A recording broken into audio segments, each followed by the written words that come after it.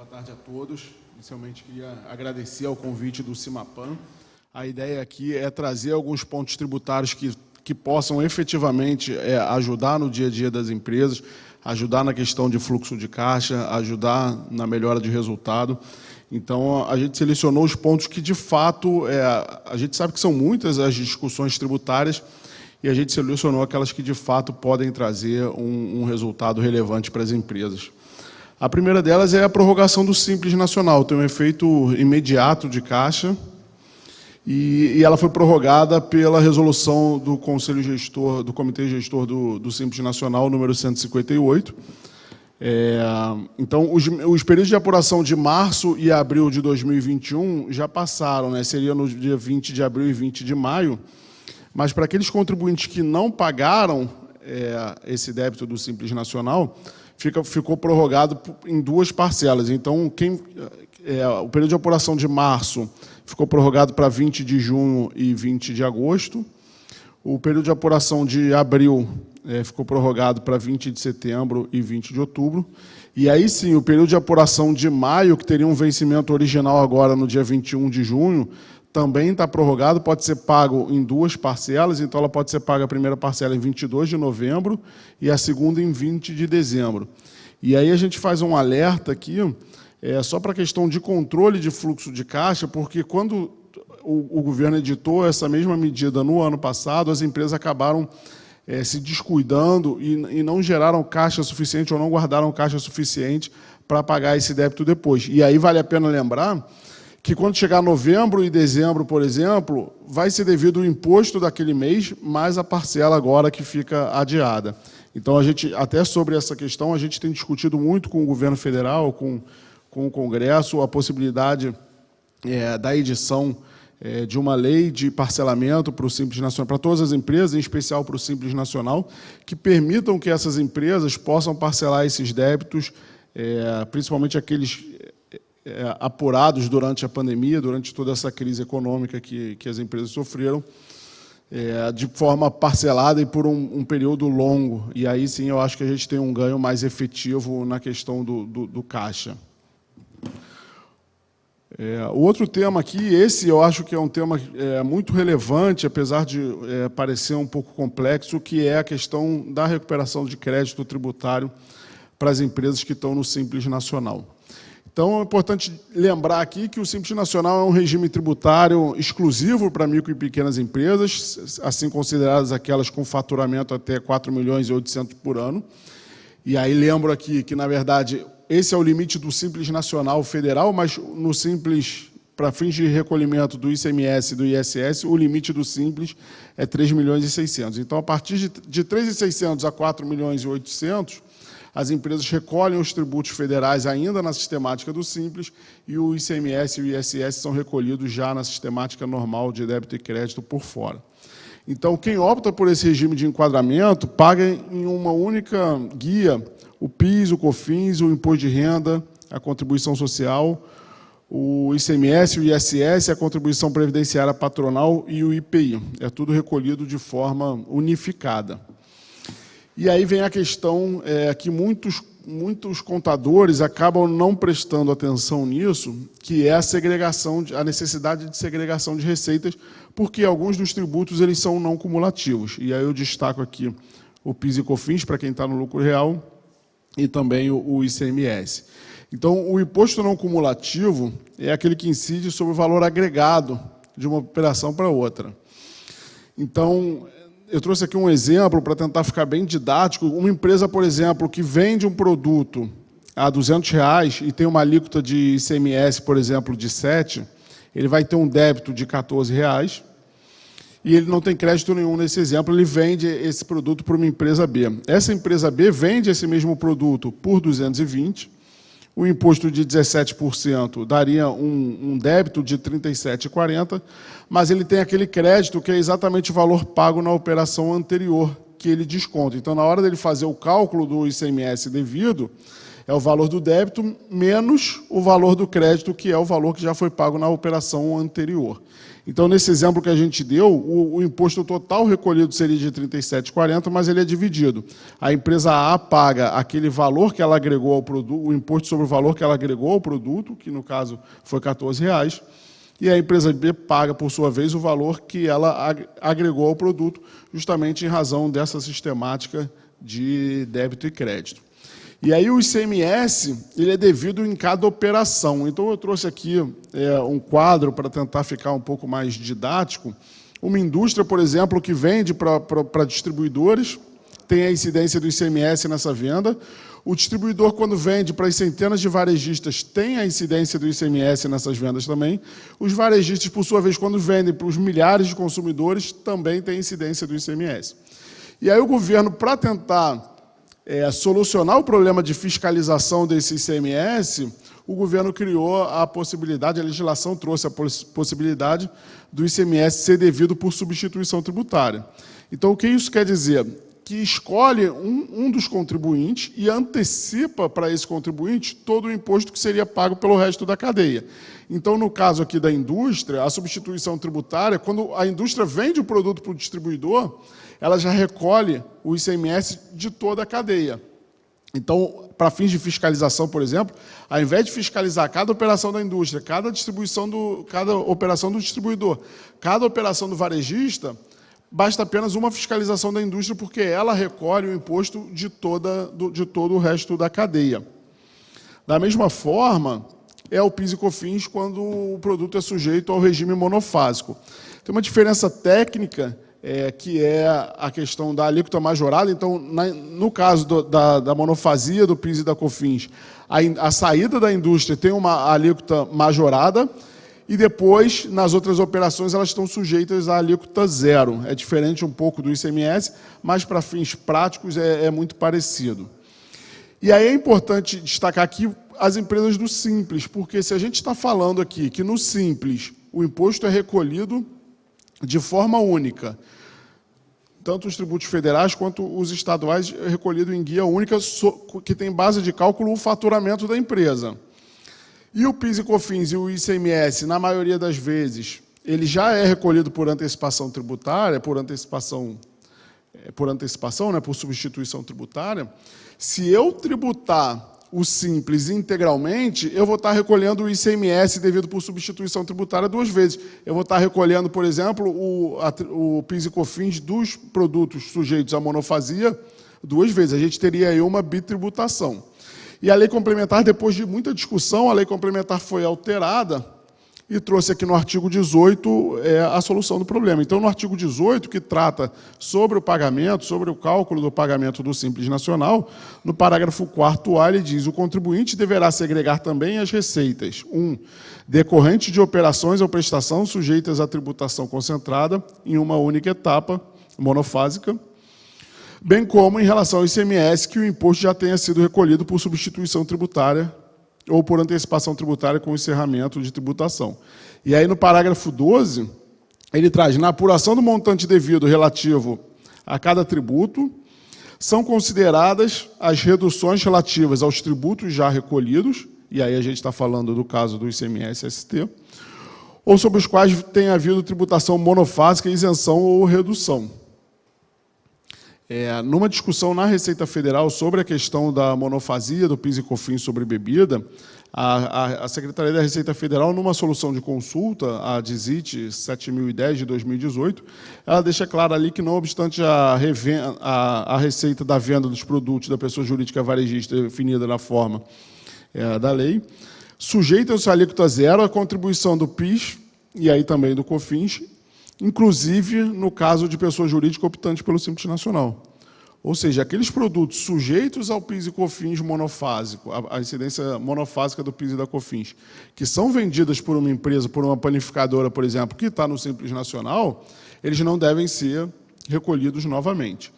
Então, a conclusão é que o cálculo do Simples Nacional, no cálculo do Simples Nacional, devem ser segregados os valores referentes à venda de produtos com ICMS recolhido por substituição tributária, sujeitos ao regime monofásico do PIS e COFINS, ou com isenção e redução a zero da alíquota.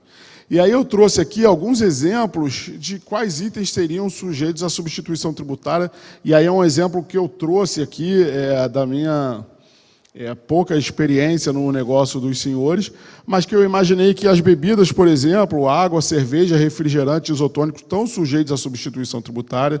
Os laticínios, leite, manteiga, creme de leite, requeijão, também estão sujeitos. Os snacks, cereais e congêneres, como salgadinho, batata frita, amendoim, castanha, molho, tempero, condimento, como ketchup, mostarda, maionese, e produtos à base de trigo e sua farinha, e óleos e produtos de carne e peixe. Então, todos esses produtos que uma panificadora vende, se ela tiver no Simples Nacional, como eles são sujeitos à substituição tributária, a fatia do Simples Nacional de ICMS sobre esses produtos deve ser excluída do cálculo. Da mesma forma, a monofasia do PIS e COFINS, que tem a alíquota zero também. Então, a água, refrigerante, chá, refresco, cerveja sem álcool e os laticínios, eles estão sujeitos à alíquota zero do PIS e da COFINS. E aí também devem ser excluídos do cálculo do Simples Nacional. Então, eu trouxe aqui um exemplo para ficar mais fácil de visualizar, e aí eu fiz um exercício aqui pensando num faturamento mensal de uma panificadora de R$160 mil. E considerei que 40% desse faturamento era de revenda e 60% de fabricação própria. Então, nesse exemplo que eu dei, e aí eu considerei nesse exemplo que a revenda eram todos os produtos sujeitos à substituição tributária do ICMS. E aí, naquele caso ali que eu já mencionei antes, como refrigerante, produtos laticínios. Então, essa empresa, nesse exemplo, que fatura 160 mil por mês, ela estaria na faixa 5 do Simples Nacional, então ela teria uma alíquota efetiva do Simples de 14,30% sobre a receita, e daria um Simples Nacional de 22.880 por mês. Considerando que 40%, esses 40% estariam sujeitos, seriam referentes à revenda de produtos sujeitos ao ICMS e ST, a gente teria que excluir o ICMS dessa parcela do Simples Nacional. Então, a gente teria aí, do valor de revenda de 64 mil, nesse exemplo, a gente teria um ICMS só de... Esses 22.800 que eu falei do Simples Nacional, tem todos os tributos ali. A parcela do Simples Nacional dele, de ICMS, seria 3.065 por mês. Considerado um ano, dá 36.787, e como o prazo decadencial para que o contribuinte possa pedir o valor indevidamente pago, nesse exemplo que eu estou dando aqui, o contribuinte que não se atentou e não segregou as receitas de Simples Nacional daqueles produtos com o ICMS, ST ou PIS e COFINS, nesse exemplo que eu estou dando, ele teria direito aos últimos 5 anos de uma restituição no valor de R$183 mil, o que é um valor considerável para o negócio dos senhores, para o resultado dos senhores. E aí, discutida essa questão, levantado quais são os créditos, a empresa pode apresentar um pedido administrativo de restituição, e aí ela recebe em espécie esse valor, na verdade, uma transferência bancária da Secretaria da Receita Federal, ou ela apura, e aí ela começa a compensar os valores indevidamente pagos mensalmente. Então, ao invés dela pagar, ela transmite uma PERDCOMP, uma declaração de compensação, e resolve esse problema. Então, ela dá um efeito no resultado dela e, consequentemente, um efeito caixa nos períodos posteriores, porque ela para de desembolsar e começa a compensar os valores dos tributos. E aí, para finalizar esse ponto, tem algumas questões que chamam a atenção do negócio para fazer esse levantamento, que é necessário que a gente tenha documentos que comprovem o montante da receita do período referente a essas vendas. E aí a gente sabe que as panificadoras normalmente não emitem nota fiscal, é muito boleto. E aí é importante destacar que a gente vai precisar desses documentos. Não precisa ser necessariamente nota fiscal, mas a gente precisa de um controle contábil suficiente para que a gente tenha a materialidade desses valores indevidamente pagos, como, por exemplo, o controle do estoque. E aí, por fim, aqui trazendo uma outra questão que a gente entende que possa gerar resultado para o negócio dos senhores, são as discussões judiciais sobre o ICMS e energia elétrica, e a gente selecionou essa discussão porque ela é cabível também para as empresas que estão no Simples Nacional. E a gente sabe que boa parte do setor de panificação são empresas no Simples. Então, tem duas teses que os contribuintes vêm discutindo e que estão aguardando decisão nos tribunais superiores. A primeira é sobre a seletividade do ICMS. O que essa tese traz? O ICMS, na Constituição, a Constituição define que o ICMS tem que ser um imposto seletivo, ou seja, o ICMS, a alíquota do ICMS vai variar de acordo com a essencialidade desse bem. E aí, por isso, por exemplo, que bebida alcoólica e arma de fogo tem, e aí perfume, tem uma alíquota de ICMS tão alta. Por sua vez, os produtos mais básicos, como a cesta básica, os produtos da cesta básica, têm alíquotas menores. Então, a alíquota do ICMS ela é graduada de acordo com a seletividade do produto. E a energia elétrica, por incrível que pareça, até por uma questão de arrecadação do Estado, ela é por volta de 30% o ICMS da energia elétrica. E não há nada mais essencial do que energia elétrica. Se a gente não tiver energia elétrica, a gente não consegue produzir nada. Então, a tese traz justamente essa discussão. Se a Constituição determina que o ICMS é seletivo, ele tem que ter, no mínimo, uma alíquota ali, a alíquota base dela, que no Rio de Janeiro é 18%, 18 mais 2 de Fundo Estadual de Combate à Pobreza. Seria, no máximo, 20%, que é a alíquota padrão. Não há que se falar num produto tão essencial de uma alíquota majorada de 30%. Então, é isso que se discute no STF. Há voto já do ministro relator Marco Aurélio, pela inconstitucionalidade, em razão da falta de observância do princípio da seletividade. O ministro Alexandre de Moraes votou também no sentido da inconstitucionalidade, mas ali deu uma mitigada nesse princípio da seletividade, trouxe também outras discussões, e o processo teve um pedido de vista pelo ministro Dias Toffoli em fevereiro desse ano, e aí saiu de julgamento. Então, e aí é importante aqui destacar que, por mais que essa tese juridicamente seja muito forte, a gente tem que lembrar que tem uma questão política muito grande, que é a arrecadação dos estados.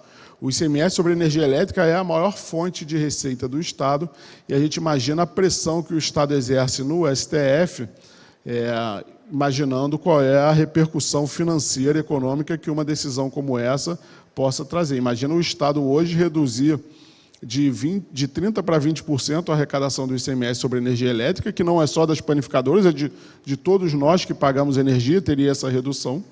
E, além disso, tem que restituir os contribuintes pelo valor indevidamente pago nos últimos 5 anos. Então, esse é um ponto, assim, apesar da tese ser muito forte juridicamente, é um ponto que chama a atenção essa pressão política dos estados junto ao Supremo Tribunal Federal. E a última discussão aqui é a questão do TUSD e do TUST do ICMS sobre a tarifa de uso do sistema de transmissão e a tarifa de uso do sistema de distribuição. A gente sabe que o ICMS, a legislação define como fato gerador do ICMS a circulação de mercadoria ou a prestação de serviço de telecomunicação ou de serviço de transporte intermunicipal e interestadual. Então, o uso do sistema de transmissão e o uso do sistema de distribuição não são fatos geradores de ICMS. Então, essa discussão traz justamente, essa tese traz justamente essa discussão. O ICMS na conta de energia elétrica deve incidir tão somente sobre o valor da energia, porque se vocês olharem uma conta de energia, ela traz ali qual é o valor do ICMS, qual é o valor da energia, qual é o valor do TUST, do TUSD e do ICMS. E o ICMS, nas contas hoje, ela incide sobre todos os outros 3 valores. E a gente entende que não, que o ICMS não pode incidir sobre as tarifas, porque não é fato gerador de ICMS aquele valor. O STJ tinha posicionamento favorável aos contribuintes durante vários anos, mas recentemente, não foi esse ano não, acho que foi no ano passado, recentemente teve uma decisão no recurso especial número 1163-020 do Rio Grande do Sul, de forma contrária, entendendo que o ICMS incidiria sim sobre essas tarifas. E aí o STJ, dada essa divergência, o STJ selecionou esse recurso, bem como outros 2, como repetitivos, suspendeu o trâmite de todos os processos no Brasil que discutem isso, até que haja uma decisão final sobre essa questão. E aí o que eu vou falar agora serve para essas 2 teses, como são teses com repercussão muito grande para fins de finanças dos estados, a gente imagina que sejam teses que, se o STF julgar procedente, ele provavelmente vai modular os efeitos, ou seja, ele vai limitar os efeitos para aqueles contribuintes que já ingressaram com a ação, tentando, com isso, mitigar um pouco os efeitos econômicos dessa decisão nas contas dos estados. Então, em linhas gerais, eram esses os assuntos que eu tinha para trazer, os assuntos que a gente entende que são mais relevantes e de efeitos para as empresas dos senhores mais imediatas. Eu fico à disposição, principalmente em relação ao crédito de ICMS e de PIS e COFINS, né? A recuperação de crédito indevidamente pago, de tributos indevidamente pago. Eu fico à disposição, eu sei que é um tema complexo, podem surgir dúvidas muito particulares dos negócios de cada um, e eu fico à disposição, seja para responder as perguntas que vierem agora, como também para que os senhores entrem em contato com o sindicato, que dará todo o apoio e passa as perguntas para a gente, e a gente fica à disposição para sanar qualquer dúvida. Eram essas as minhas considerações, eu fico à disposição. Bom, senhores, eu quero agradecer aqui o Delmo, a Maria Rita e o Rodrigo Barreto pelo conteúdo de alto valor que nos trouxeram nessa tarde. Nós não tivemos perguntas no chat, mas eu queria dizer para vocês que esse conteúdo estará disponível online, no link de acesso no YouTube. Então, os senhores podem acessar, podem nos provocar por lá. Quero igualmente agradecer a todos que nos acompanharam online, as pessoas também que estiveram aqui e nos prestigiaram com a sua presença. E queria lembrar também a vocês que o nosso terceiro evento dessa série, Panificação Competitiva, vai estar acontecendo no dia 8 de julho, aqui na Firjan Caxias. Serão disponibilizadas algumas vagas presenciais, né, devido à nossa necessidade de contenção pela pandemia. Mas o conteúdo também será transmitido online. A gente já vai começar a divulgar, o CIMAPAN vai começar esse trabalho de divulgação, e a gente está à disposição para recebê-los aqui. Inclusive, dia 8 é o dia do panificador, né? E vamos aproveitar para comemorar essa iniciativa. Encerrando aqui a nossa participação e a minha fala, eu reforço que a Firjan Caxias e região está à disposição dos senhores, bem como o CIMAPAN, tanto quanto as nossas áreas técnicas, enfim, a Firjan de um modo em geral, para que a gente possa esclarecer aí qualquer dúvida ou necessidade futura. Foi um prazer tê-los conosco. Muitíssimo obrigado e até o próximo encontro.